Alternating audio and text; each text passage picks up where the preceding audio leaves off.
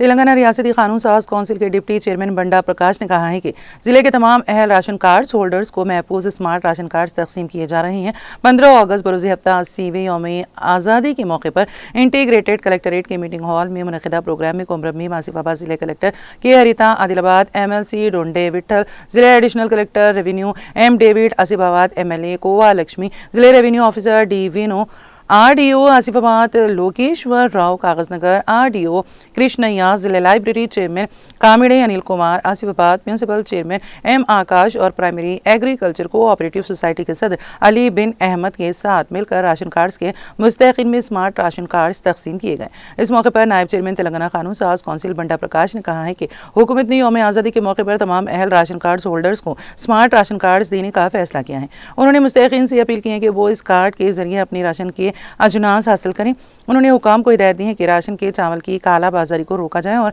بتایا کہ smart card میں موجود QR کوڈ اسکیننگ کے ذریعے تمام تفصیلات بآسانی دیکھی جا سکتی ہیں۔ اس طرح ضلع کلکٹر کے ہریتا نے کہا ہے کہ ضلع بھر میں 1,64,939 مستحقین کو اسمارٹ راشن کارڈز کی تقسیم کے اقدامات کیے جا رہے ہیں۔ انہوں نے کہا کہ راشن کارڈز کا اجرا ایک مسلسل عمل ہے اور سرکاری راشن کی دکانوں کے ذریعے فراہم کیے جانے والے باریک چاول کی غیر قانونی منتقلی کو روکنے کے لیے سخت اقدامات کیے جا رہے ہیں۔ عادل آباد MLC ڈونڈے وٹھل نے بھی کہا ہے کہ ان اسمارٹ راشن کارڈ سے بدعنوانی اور دھاندلی کو روکنے میں مدد ملے گی اور یہ کارڈ مختلف فلاحی اسکیموں کے لیے ایک اہم معیار ثابت ہوگا۔ آصف آباد MLA کووا لکشمی نے تمام مستحقین کو اسمارٹ کارڈز کی فراہمی پر مسرت کا اظہار کرتے ہوئے عوام سے اس کا مکمل فائدہ اٹھانے کی اپیل کی۔ پروگرام کے اختتام پر مستحقین میں باضابطہ طور پر اسمارٹ راشن کارڈز تقسیم کیے گئے۔ اس تقریب میں آصف آباد تحصیلدار محمد ریاض علی، محکمہ شہری سپلائی کے اہلکار، راشن ڈیلرز اور مستحقین کی بڑی تعداد نے شرکت کی۔